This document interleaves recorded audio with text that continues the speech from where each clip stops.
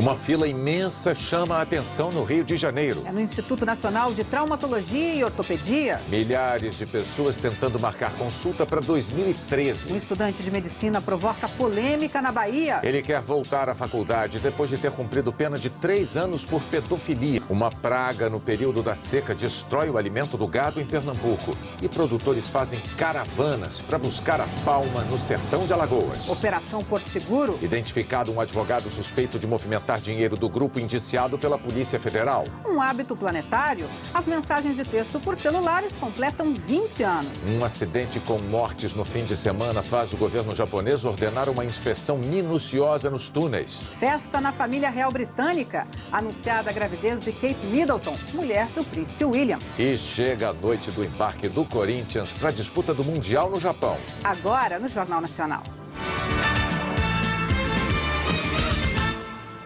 Boa noite. Boa noite. Milhares de pacientes enfrentaram uma fila gigantesca hoje na porta do Instituto de Traumatologia e Ortopedia no Rio de Janeiro. Eles tentavam atendimento para o ano que vem. De manhã, a fila era imensa. Mais de 1000 pessoas esperavam para conseguir uma senha. Muitas entraram em desespero quando souberam que o esforço tinha sido em vão. 4h30 da manhã cheguei aqui, já vim 3 vezes. Acabou a senha! Dona Herodite trouxe um banquinho e sentiu fortes dores no joelho a noite toda. Eu sento e para levantar eu peço alguém para me dar a mão. A nova sede do INTO foi inaugurada em novembro do ano passado. A capacidade do Instituto foi ampliada para diminuir o tempo de espera por consultas e cirurgias. E o que a gente viu foi que a demanda foi muito maior do que nós esperávamos, né? Talvez por conta da repercussão do nome, do tratamento, da excelência do Instituto. Muito mais pessoas do Brasil inteiro vêm procurar o Instituto para essas consultas. Hoje seriam distribuídas 400 senhas. Devido à procura, foram entregues mais 450. Elas servem para marcar consultas para o primeiro semestre do ano que vem. A direção do hospital afirmou que os agendamentos agora só poderão ser feitos pelo telefone. Por telefone eles não atendem, tá? Só dá sinal de ocupado. A espera é longa também para quem fez a primeira consulta e aguarda uma cirurgia. Os exames perdem a validade. Eu não tenho de onde nem tirar mais dinheiro para poder fazer a ressonância. A consulta de Maria foi em abril do ano passado. Ela não consegue mais trabalhar e não tem previsão de quando fará a cirurgia no joelho. Este é o número da posição dela na fila, 1815. Telefone não atende, venho, fico aqui a madrugada toda e não consigo nenhuma consulta. Esse é um sistema antigo que está em processo de mudança e essa é a última vez que vai acontecer nesse formato que não é adequado realmente. Um estudante universitário da Bahia que foi preso por pedofilia e passou 3 anos no hospital psiquiátrico entrou na justiça para retomar o curso de medicina. O estudante foi preso em flagrante em 2009, quando estava com 3 meninos numa casa de praia. Ele tinha 22 anos e fazia o 4º ano de medicina na Universidade Federal da Bahia. No computador pessoal dele, centenas de fotos de crianças em situações comprometedoras. Réu confesso, o jovem foi julgado e condenado por pedofilia a passar 3 anos no Hospital de Custódia e Tratamento do Estado. Este laudo do hospital, de 2009, atestou uma situação que, segundo especialistas, é comum entre pedófilos. Segundo o documento, o estudante tinha capacidade de entender o que é errado, mas não conseguia se comportar de acordo. No laudo emitido em julho deste ano, a equipe médica diz que o paciente tem condições de retornar ao ambiente social e familiar, já que cessaram os sinais de periculosidade. O estudante deixou o hospital em setembro. Como passou 3 anos sem renovar a matrícula, foi desligado automaticamente da universidade e decidiu apelar para a justiça. No mês passado, a Justiça Federal aqui na Bahia concedeu uma liminar garantindo o retorno do estudante ao curso de medicina da Universidade Federal. Ele renovou a matrícula para voltar a frequentar as aulas de imediato. A juíza que atendeu ao pedido do estudante diz que tomou a decisão porque ele legalmente não deve nada à justiça. Se a pessoa já cumpriu a pena, se ele já está solto, já está em liberdade. Ele tem direito, sim, a ser ressocializado. Este professor admite ir à justiça para impedir o retorno do aluno. Eu quero dar ênfase que não é este aluno, é qualquer aluno que tenha um tipo de problema dessa natureza em qualquer escola médica. Para este psiquiatra, a recuperação de um pedófilo num prazo de 3 anos no hospital especializado é possível. É preciso realmente que se tome algum cuidado, mas que ele seja acompanhado, que não seja só uma medida no papel de vamos liberá-lo agora e pronto. Se ele está sendo acompanhado por um profissional, por 2 ou 3 que seja, eu acho perfeitamente possível a reinserção dessa pessoa. Mas a decisão de reintegrar o aluno ao curso de medicina não foi bem aceita pela universidade. O colegiado considerou, né, que é incompatível isso. Nesse sentido, então nós vamos examinar para saber quais são as medidas administrativas e legais, certo, que devem ser tomadas. O advogado do estudante diz que a universidade está cometendo um erro. Tratar um indivíduo que já teve as suas obrigações com a justiça quitadas como um indivíduo que deve ser punido para o resto da vida, me parece que não é razoável. O governo do Japão ordenou uma inspeção emergencial em todos os túneis das estradas do país depois do acidente que deixou 9 mortos. Pelo estado dos carros retirados do túnel, dá para ver. Os motoristas e passageiros não tinham como escapar. O trecho que despencou tem mais de 100 metros, o comprimento de um campo de futebol. Este é o segundo maior túnel do Japão, com mais de 4 quilômetros de extensão e um dos mais movimentados do país. 3 carros passavam na hora, foram esmagados pelas placas de concreto e pegaram fogo. Segundo a investigação preliminar, pinos de 23 centímetros que prendiam as placas às paredes do túnel se soltaram. Eram da época em que a estrada foi construída há 35 anos e podem ter saído do lugar por causa da vibração causada pelo tráfego intenso. E um terremoto no mês passado na região pode ter piorado a situação. O túnel passou por uma inspeção visual há 2 meses e nenhum problema foi encontrado. Por ser um país montanhoso, o Japão tem muitos túneis. Os motoristas estão apreensivos. Eu poderia ser uma vítima do acidente.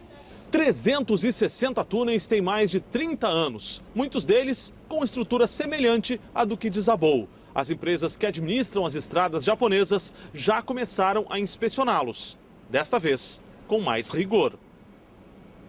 Daqui a pouco, fraudes na internet fazem 18 vítimas por segundo no mundo inteiro. As mensagens de texto por celulares completam 20 anos como um hábito planetário. Faz exatamente 20 anos que, pela primeira vez na história, foi disparada uma mensagem de texto. Dessas que hoje todo mundo manda a toda hora com o telefone celular. Só neste ano, elas devem ultrapassar a marca de 9 trilhões. Eles não olham mais por onde andam. Às vezes dá aquela tropeçada, né? Você não vê as coisas pela frente. Mas o importante é não perder a mensagem, seja qual for o assunto. Tudo, na verdade. Falo com meu namorado, com a minha mãe. Quem é rápido com os dedões, às vezes se arrepende. Tem celulares que deviam vir com cadeado já pra gente, em certos momentos, não mandar, porque às vezes vem na cabeça e já manda direto depois. Pra resolver é complicado também. Quem veio de outros tempos pode não fazer questão. Eu não me adaptei a computador também, e nem a torpedo, celular. Mas quem nasceu nessa era da informação... Acredito que agora fica um pouco difícil ficar sem. Esse jeito de se comunicar que mexeu tanto com o comportamento, com a vida das pessoas, começou há exatamente 20 anos. Um singelo Feliz Natal, enviado por um inglês para um colega, foi o primeiro SMS da história. O telefone móvel ainda era esse tijolão quando o engenheiro de uma empresa de tecnologia mandou a mensagem. Não imaginou que cairia nas graças do povo, principalmente dos jovens. Caiu como uma luva, porque a mensagem de texto era mais barata do que o minuto da voz. Hoje, a cada segundo, 200 mil torpedos são disparados no mundo. Tamires exagerou na sua cota e a mãe não teve dúvidas. Podou o celular. Só me liga se for a cobrar e não tem crédito. É preciso ter bom senso para aproveitar essa ferramenta que serve para bancos, defesa civil e até para tranquilizar mães ou fazer graça com os filhos, como o seu Manuel. Com a nossa ajuda, ele mandou o seu primeiro torpedo. Um beijo para a filha, que não acreditou em tamanha modernidade e ligou. E ela fez eu passar um torpedo para você. E eu tô passando o maior bico aqui. Só este ano, fraudes na internet no mundo todo somaram 110 bilhões de dólares. São 18 pessoas adultas que se tornam vítimas a cada segundo. E muitas vezes porque não se preocuparam com a escolha de uma senha segura. A cada ano, os piratas da internet se tornam mais sofisticados. E, infelizmente, as nossas senhas não. Foi o que percebeu Nancy Boxer. Eles enviaram mais de 10 mil e-mails como se fossem eu, pedindo dinheiro para os meus amigos, conta Nancy. Ela cometeu um erro grave e comum. Todas as senhas que usava eram iguais. Você sabe qual a senha mais usada pelos internautas para acessar dados na internet? Não é nada difícil de adivinhar. 1, 2, 3, 4, 5, 6. E a segunda mais usada é password, que quer dizer senha em inglês. Se a sua senha for parecida com uma dessas, melhor trocar rapidinho. Bob Sullivan, especialista em segurança digital, recomenda evitar nomes que façam parte do dia a dia. As pessoas acabam escolhendo nomes fáceis de memorizar, filhos, cachorro. O ideal é optar por senhas longas que misturem números, símbolos e letras. E é bom trocá-las a cada 3 meses. Também é preciso tomar cuidado com as páginas de relacionamento. Os criminosos usam detalhes pessoais que encontram nessas páginas para violar contas virtuais, explica Bob. Mas até mesmo a melhor senha pode ser descoberta. A senha está ultrapassada, diz o especialista. No futuro, ela deve ser substituída por outros sistemas de reconhecimento, como a íris do olho ou a impressão digital, ou ainda tecnologias que reconheçam o ritmo de cada um ao teclar. Nada é perfeito, mas essas técnicas podem ser um grande avanço em relação ao que temos hoje. Aqui no Brasil, em 120 dias, vão entrar em vigor 2 leis que tornam crimes condutas irregulares na internet, como a violação de dados pessoais, a clonagem de cartões e o roubo de senhas. As penas variam de 3 meses a 6 anos de prisão, além de multa. Essas leis foram sancionadas hoje pela presidente Dilma Rousseff. A discussão e a aprovação delas ganhou força no Congresso depois que hackers invadiram em maio desse ano o computador da atriz Carolina Dickmann. Fotos da atriz foram copiadas e reproduzidas na internet. Na época, como essa conduta não era tipificada como crime, os responsáveis foram enquadrados por extorsão, porque pediram dinheiro para não divulgar o material. Daqui a pouco, a família real britânica anuncia a gravidez de Kate Middleton. Na estiagem, pernambucanos vão buscar alimento para o gado no sertão de Alagoas. A família real britânica está em festa. O príncipe William e a mulher Kate Middleton vão ter um bebê. Ela acordou hoje sentindo tontura e forte enjoo. Foi ao médico e comprovou o que os súditos tanto esperavam. 1 ano e meio depois do casamento, Kate Middleton, mulher do príncipe William, segundo na linha de sucessão ao trono britânico, está grávida, provavelmente de 3 meses.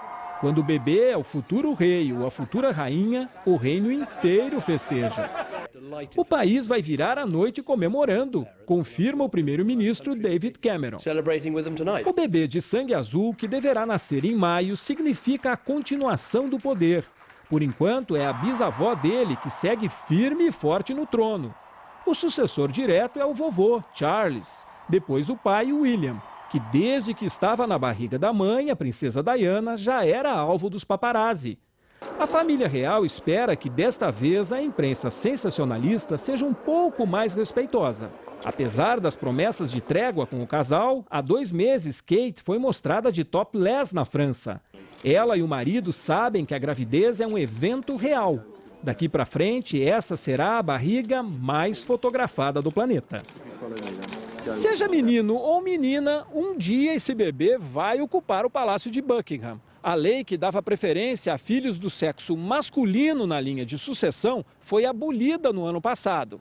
No futuro, ele ou ela comandará as Forças Armadas, será líder da Igreja Anglicana e chefe de Estado dos 16 países da Comunidade Britânica.